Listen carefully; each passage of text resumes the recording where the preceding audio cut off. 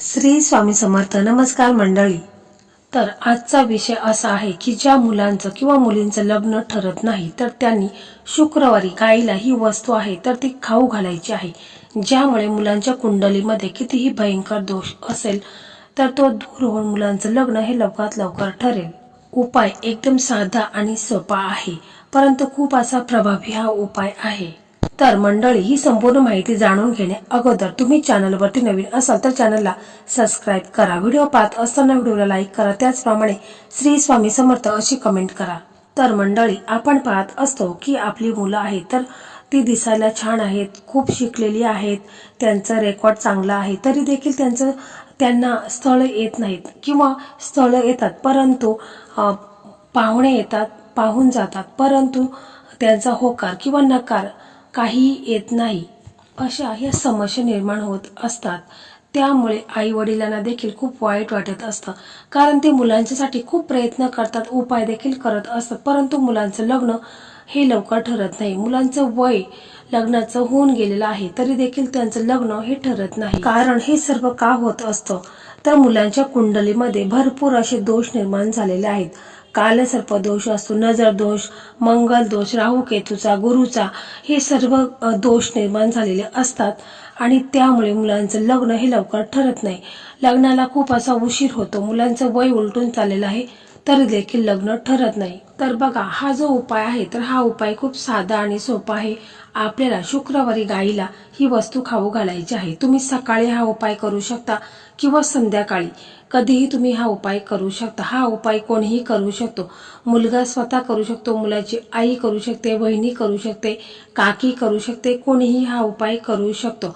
उपाय साधा आहे परंतु खूप असा प्रभावी उपाय आहे. आवर्जून करा. यामध्ये मुलांचं लग्न देखील झालेलं आहे. मी तुम्हाला 100% गॅरंटी देते आणि मुलांचं लग्न हे होईलच. तर बघा, मुलाचे आई वडील हा उपाय करत असतील तर त्यांनी काय करायचं आहे की शुक्रवारच्या दिवशी सकाळी लवकर उठायचं आहे, आंघोळ करायची आहे, स्वच्छ कपडे घालायचे आहेत, आपला देवघर आहे तिथे जायचं आहे, तिथे बसायचं आहे आणि तुपाचा दिवा लावायचा आहे, म्हणजे शुद्ध तुपाचा दिवा लावायचा आहे, अगरबत्ती लावायची आहे, एक आसन टाकायचं आहे, तिथे बसायचं आहे आणि मग आपले इष्टदेव आहेत, कुलदैवत आहेत, प्रथम पूजनीय गणपती बाप्पा आहेत, श्री स्वामी समर्थ महाराज आहेत, यांना आपण प्रार्थना करायची. तर आपले दोन्ही हात जोडायचे आहेत आणि मनोभावे आपल्या मुलांच्या बाबतीत जे काही त्यांच्या लग्नात उशीर झालेले, विलंब झालेला आहे, लग्नामध्ये भरपूर अडचणी समस्या येत आहेत, कुंडलीमध्ये काही दोष निर्माण झालेले आहेत का, हे सर्व दूर होऊन माझ्या मुलांचं लग्न हे लवकरात लवकर होऊ द्या, असं तुम्हाला मनापासून पूर्ण श्रद्धेने बोलायचं आहे. मुलं स्वतः जर हा उपाय करत असेल तर त्यांनी देखील असं बोलायचं आहे की माझ्या कुंडलीमध्ये जे काही दोष निर्माण झालेले आहेत, नजर दोष असू द्या, पितृदोष असू द्या, अन्य दोष असतील, ते दूर होऊन माझं लग्न हे लवकरात लवकर व्हावे, असं मनापासून तुम्हाला बोलायचं आहे. त्याच्यानंतर बघा, तुम्हाला फक्त एक बटाटा लागणार आहे. बटाटा घ्यायचा आहे आणि आपल्याला थोडीशी हळद घ्यायची आहे. तर हळदीचा आपल्याला घोल तयार करायचा आहे, म्हणजे साधारण हळद आहे, त्याच्यामध्ये पाणी टाकायचं आहे आणि साधारण असा घोल तयार करायचा आहे. त्या घोलमध्ये आपल्याला बटाटा टाकायचा आहे आणि बटाटा पूर्णपणे पिवळा करून घ्यायचा आहे. तर तो बटाटा आपल्याला गाईला खाऊ घालायचा आहे. परंतु गाईची मी तुम्हाला थोडक्यात महत्व सांगते, कारण बरेच जण असे आहेत की त्यांना गाईचं महत्व माहीत नाही. कारण मी मागे आता एक व्हिडिओ अपलोड केलेला, तेव्हा एका ताईने मला सांगितलं की ताई, ही माहिती आम्हाला अजिबातच माहीत नव्हती, तर तुम्ही खूप छान माहिती सांगितली आहे, त्यामुळे मी थोडक्यात तुम्हाला गाईचं महत्व देखील सांगते. हिंदू धर्मात गाईला गोमाता मानून सर्वोच्च आध्यात्मिक स्थान दिले आहे. गायीच्या शरीरात 33 कोटी देवी देवतांचा वास असतो. असे मानले जाते की कामधेनूचे रूप मांडली जाणारी गाय पवित्रता, समृद्धी, आर्थिकतेचे प्रतीक आहे. गायीची सेवा आणि पूजन केल्याने मोक्ष मिळतो, पाप नष्ट होतात आणि घरातील वास्तुदोष दूर होतात. त्याचप्रमाणे गायीच्या पाठीवर ब्रह्मा, कंठात विष्णू आणि मुखात शिव निवास करतात. त्यामुळे गायीची पूजा कोटी देवतांच्या पूजेसारखीच फलदायी आहे. गायीचे दान हे सर्वोत्तम दान मानले जाते, ज्यामुळे मोक्ष प्राप्तीचा मार्ग मोकळा होतो. ज्या घरात गायी असते तिथले वास्तुदोष आणि नकारात्मकता आपोआप दूर होतात. तसेच गायीचे दूध, दही, तूप, गोमूत्र आणि शेण पंचगव्य अत्यंत पवित्र मानले जातात. याचा वापर धार्मिक विधीमध्ये शुद्धीकरणासाठी केला जातो. गायीवर सर्व नक्षत्रांचा शुभ प्रभाव असतो. त्याचप्रमाणे गायीला स्पर्श करून प्रदक्षिणा घातल्यास पृथ्वी प्रदक्षिणा आणि सर्व तीर्थस्नानाचे पुण्य मिळते. गायीची सेवा करणे म्हणजे सात्विकता वाढवणे आणि ईश्वराच्या जवळ जाणे आहे. इतकं महत्व या गायीला आहे. गाय खूप पवित्र आहे आणि गायीच्या पोटात 33 कोटी देवी देवता आहेत. तर बघा, हा उपाय आपण सकाळी करणार असाल किंवा संध्याकाळी करणार असाल तर तुम्हाला जो बटाटा आहे तर तो हळदीमध्ये बुडवून घ्यायचा आहे आणि बघा एका प्लेटमध्ये तो बटाटा घ्यायचा आहे आणि त्याच्यानंतर आपल्याला एक तांब्या भरून पाणी घ्यायचं आहे. थोडंसं हळद कुंकू घ्यायचं आहे.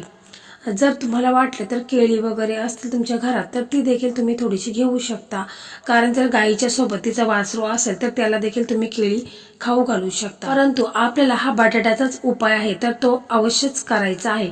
तर बघा, तुम्हाला मग सकाळी जिथे कुठे गाय असेल तिथे तुम्हाला हे सर्व साहित्य घेऊन जायचं आहे. समजा तुम्ही शहरात राहत असाल आणि तिथे गायी वगैरे नसतील तर मग तुम्ही गोशाळेमध्ये जायचं आहे, किंवा तुम्ही शहरात राहता तर मग तुम्हाला हा उपाय करण्यासाठी तुम्ही गावाला जाऊन हा उपाय अवश्य करू शकता. तर बघा, मग आपण गोशाळेमध्ये जायचं आहे. तिथे गेल्यानंतर गाय असेल तर त्या गायीच्या चारही पायावरती हे पाणी आपल्याला ओतायचं आहे आणि मग गायीला हळद कुंकू लावायचं आहे. त्याच्यानंतर आपण जो बटाटा आणलेला आहे तर तो बटाटा आपल्या उजव्या हातामध्ये घ्यायचा आहे आणि गायीला खाऊ घालायचा आहे.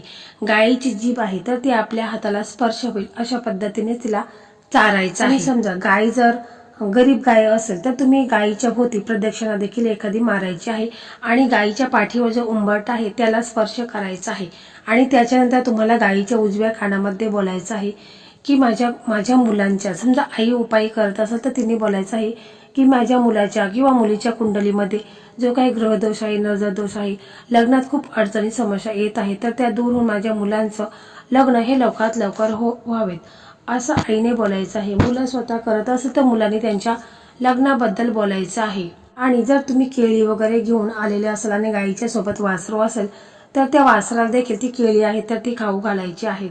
तर बघा, हा उपाय खूप असा प्रभावी आहे, कारण मुलांच्या कुंडलीत जे काही दोष आहेत तर ते संपूर्ण दूर होतील. कारण गायीच्या पोटामध्ये 33 कोटी देवी देवतांचा वास असतो आणि आपण गायीला ही वस्तू खाऊ घातल्याने ते 33 कोटी देवी देवतापर्यंत पोहोचतात आणि मग मुलांच्या लग्नात जो काही विलंब झालेला आहे, लग्नात जो काही ग्रहदोष आहे, कुंडलीमध्ये जो काही दोष आहे तर तो दूर होईल आणि मुलांचं लग्न हे लवकरात लवकर ठरेल. तर बघा, एकदम साधा आणि सोपा हा उपाय आहे. तुम्हाला हा उपाय खूप साधा वाटेल, परंतु या उपायामध्ये बऱ्याच मुलांचं लग्न झालेलं आहे हे तुम्हाला मी 100% गॅरंटी देऊन सांगते की या उपायामध्ये मुलांचं लग्न झालेलं आहे. फक्त उपाय पूर्ण श्रद्धेने करा, विश्वासाने करा. मी सुद्धा खूप मेहनत करून तुमच्यापर्यंत हे व्हिडिओ बनवत असते आणि ही माहिती मी तुम्हाला एकदम खात्रीशीर सांगत असते. माझं काम नुसतं व्हिडिओ बनवून अपलोड करणं नाही, तर मी तुम्हाला चांगली माहिती, चांगल्या ज्योतिषांच्याकडनं घेतलेली माहिती आहे तर ती मी तुम्हाला सांगण्याचा प्रयत्न करत असते. मला सुद्धा असं वाटतं की तुमचं देखील लग्न व्हावे. फक्त उपाय करताना मनात विश्वास ठेवा, श्रद्धा ठेवा. कारण बघा, उपायापेक्षा मनामध्ये श्रद्धा असणे जास्त महत्त्वाचं आहे आणि त्यामुळेच त्याचा लाभ देखील आपल्याला होत असतो. तसेच मी तुम्हाला प्रत्येक व्हिडिओमध्ये सांगत असते, कारण बघा, जे नवीन व्ह्यूअर्स आहेत तर त्यांना देखील माहीत व्हावे म्हणून मी प्रत्येक व्हिडिओमध्ये सांगते की मुलांनी आंघोळ करताना आंघोळीच्या पाण्यात चिमूटभर हळद टाकून आंघोळ करायची आहे, म्हणजे गुरुवारी. आणि गुरुवारी शक्यतो पिवळे कपडे घाला किंवा पिवळा रुमाल आहे तर तो देखील तुम्ही वापरू शकता.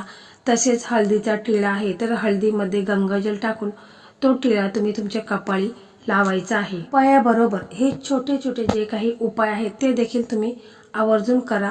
बघा, तुमचं लग्न हे लवकरात लवकर ठरेल. तर मंडळी, अशा प्रकारे आजचा हा व्हिडिओ होता. हा व्हिडिओ तुम्हाला कसा वाटला कमेंटमध्ये नक्की सांगा. व्हिडिओ आवडला तर तुमच्या मित्रमैत्रिणींना देखील शेअर करा. ज्यांचं लग्न ठरलेलं नाही त्यांच्यापर्यंत नक्कीच पोहोचवा. श्री स्वामी समर्थ. जय जय स्वामी समर्थ.